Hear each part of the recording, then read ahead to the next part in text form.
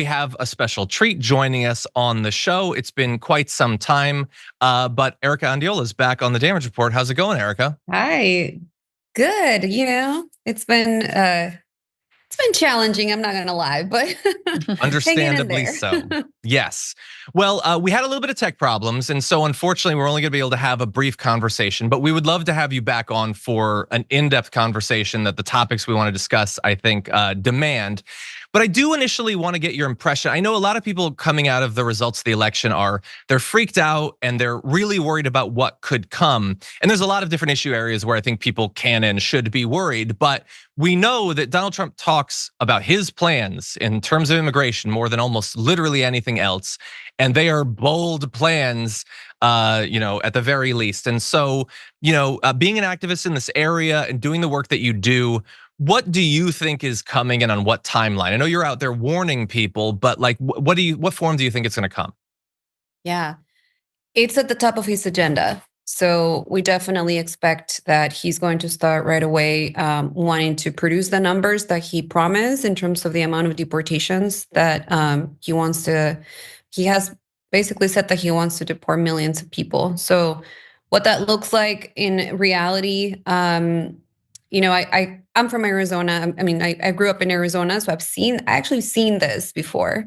And what mass raids look like is basically, ICE going to people's homes if they know that the person perhaps is an asylum seeker who might have lost their case, but they decided to stay. Or honestly, they might even go after people who are still waiting for their court dates, work rates, right? So showing up to construction sites, restaurants, you name it, right? Anywhere where they can find people. And I know it sounds alarmist.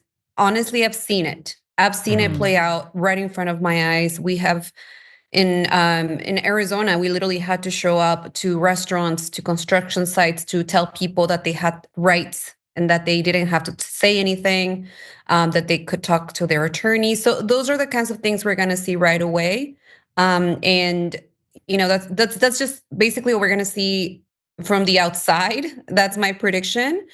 In terms of what we're not going to see yet is the amount of detention sites that they're going to continue to not just build like in Texas, right? Like tents and camps and those kinds of things, but also all these private detention centers are basically ready to increase their capacity, as they call it, like have more beds and more people, so that they can continue to detain immigrants.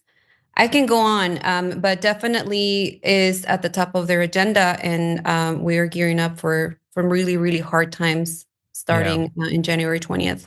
Erika, So I wanted to weigh in before I want to cut John off. But feel good to free. see you. And I just wanted to piggyback on that and ask you a question, because there is a perception that, oh, well, they will only go after criminals and rapists, right? And I've seen actually people buy into this logic who maybe weren't buying into it in 2016, but they are in 2024, including obviously, immigrants themselves, Latino voters themselves, but also writ large other folks. What is your response to the idea that they will only go after these criminals and rapists that are somehow all over the place?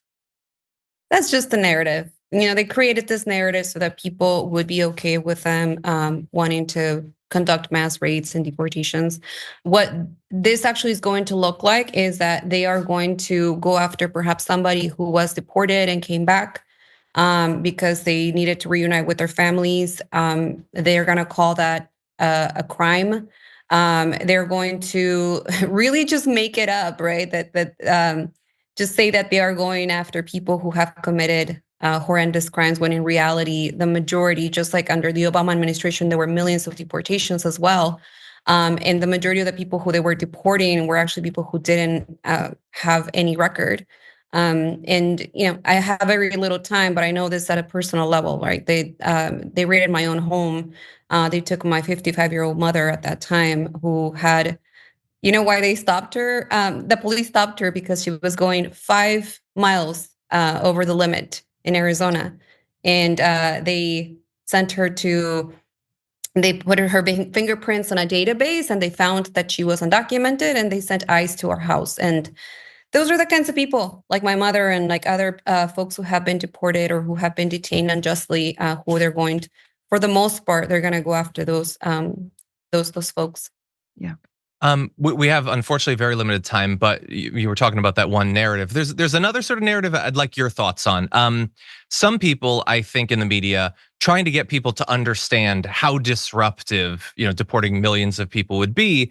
They focus sort of the way they talk about it about what effect it would have on the country or on the economy or on non-immigrants. Like, hey, houses will cost more, food will cost more, which is obviously not focusing on the unique massive human suffering of the people who will be deported and all that. Obviously, there's a strategy to that to get people to care, but what do you make of communicating about this in a way that sort of centers non-immigrants in talking about these mass deportations? Honestly, we're going to have to do both, right? We're going to have to talk about the humanity of people, and we're going to have to lift up the actual stories of the folks who are being detained and put into these horrible camps and then eventually deported. I think that's going to be very important. But at this point, I think we do have to point out to Americans that this is also going to affect them. So even if they don't necessarily care about our own humanity as immigrants, maybe they're going to care about their pockets. Maybe they're going to care about what food they're going to have in their pantry, or the houses that are not being built because they're raiding construction sites. So I think for me it's a yes and at this point we have to get Americans to understand that immigrants are needed in this country, and also that they're human beings, that we are Awesome. human beings. 100%.